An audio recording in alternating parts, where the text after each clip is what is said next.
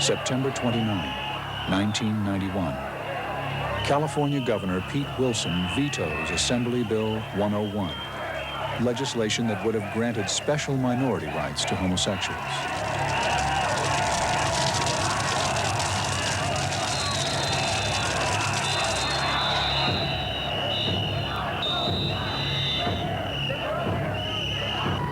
Gays mobilize and immediately activate a plan to replace AB 101. Just one part of an aggressive nationwide offensive aimed at every segment of society to force the acceptance and approval of their chosen lifestyle.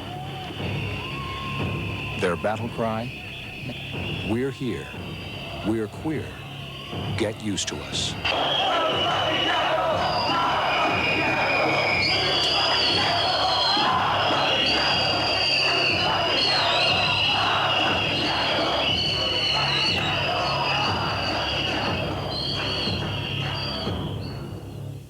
The homosexual political agenda is very aggressive. The outspoken groups, such as ACT UP, are the vanguard for the general political movement, which wants to change the moral standards of society. Since the mid-'70s, the homosexual movement has been very aggressively political and governmental, trying to change legislation. They've hired lobbyists. Homosexuals as a class have very high incomes, almost twice the average income of other people. And consequently, they have a lot of disposable income. They have a very high motivation to want to change the cultural values. And the easiest way to do that is to influence and affect governmental and legislative and administrative bodies. The tragedy of today is that most people in the general population do not understand what the homosexual lifestyle really involves. Certainly our newspapers, our television, our radio are not going to tell you.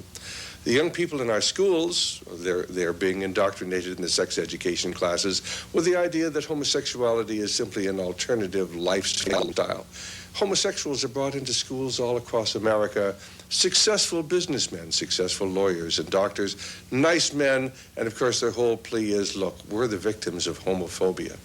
We're nice people, we just want to live our lives and be left alone. The tragedy is most Americans would be highly offended if they really understood what was involved and what their children are being taught about or what they're not being taught about. We must begin at the beginning for it to be a true picture. And the beginning is in Genesis 1. That is the first chapter of the Bible. And in verse 27, it was God who created the two sexes. Man did not do it. God created the two sexes. So God created man in his own image. In the image of God created he him. Male and female. He created them distinct and separate, never to be identified one with the other. They are created distinctly what God wanted them to be. And verse 28, which is the next verse, God blessed them and said unto them, be fruitful. That from the two of them, and not one, but from the two of them, they could be fruitful. And he says, I want you to be fruitful. I want you to multiply. You cannot multiply with one. You can only multiply with two. You can only have a family with two. You cannot have a family with one. It says, I want you to multiply. I want you to replenish the earth. I've never gone back and studied that word replenish yet in the Greek language to see exactly what it says. But I'm sure it really meant that we want a lot of people on the earth, and the way to have a lot of people on the earth is for the man and the woman, that they produce children. And he says, I want you to subdue the earth. And look at the next word. And I give you dominion. Man has, with woman together, have been given dominion over this total earth planet. It says here, over the fish of the sea, over the fowl of the air, and over every living thing that moveth upon the earth. So in the beginning, God created male and female. Your next point is, in the book of Genesis, the first book of the Bible, man polluted himself morally. It's amazing that in the book of Genesis, that man began, he didn't just start the last 50 years, man began to pollute himself morally in the first book of the Bible, the book of Genesis. In chapter 10 and verse 19, it says the border of the Canaanites was from Sidon. That's up in Lebanon. The city of Sidon has always been a historic city. It is for thousands of years, really.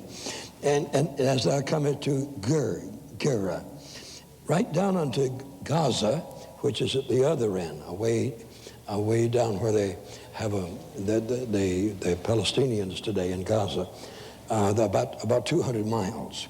So the Canaanites had all of this territory, and as thou goest unto Sodom and Gomorrah, which means that they also ruled over to the Jordan River and to what is today called the Dead Sea.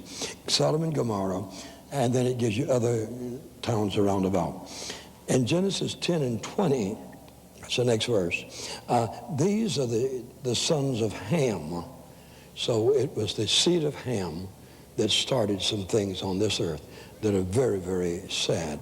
After their families and after their tongues, in their countries and in their nations. So the nation of Sodom was first mentioned in this reading, and is the seed of Ham. Those people were at that time.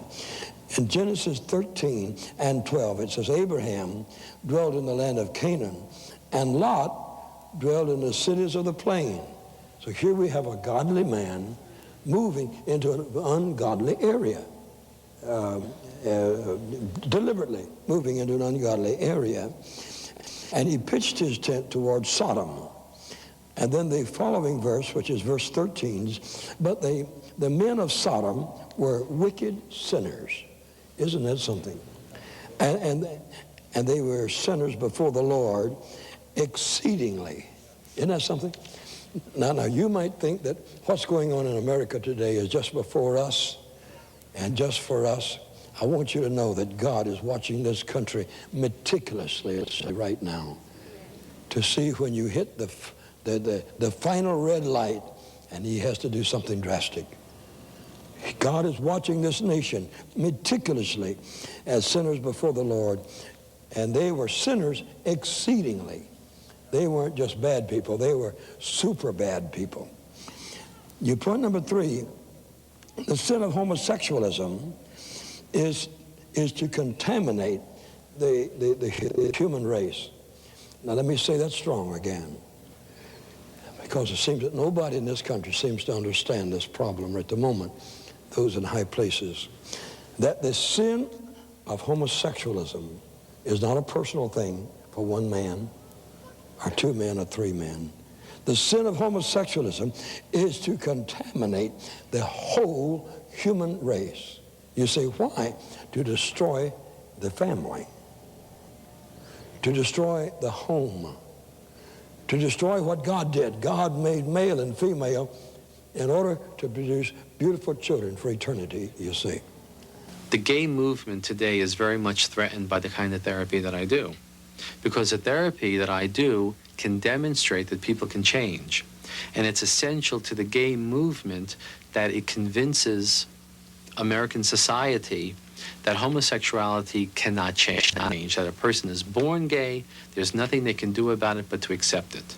So when you have individuals who can say, I was once homosexual but am no longer, some of them move on to marriage, and have a family, then that threatens the assumption of the gay movement. The purpose of minority status under the law is to protect people from prejudice on the basis of truly neutral qualities which ought not to affect anybody's reasonable judgment. Gay activities, the homosexual activities, the sexual activities that gays engage in are not neutral. They have public health consequences, they have financial and economic consequences. They are not to be equated with the truly morally neutral condition of particular racial or national origin or other status. In Genesis 18 and 16, it says, And now we're in Sodom. And the men rose up from thence and looked toward Sodom, and Abraham went with them to bring them on the way.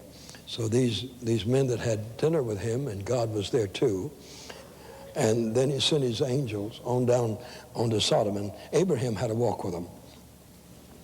And that's in verse 60. Verse 20 says, and the Lord said, the cry of Sodom and Gomorrah is great.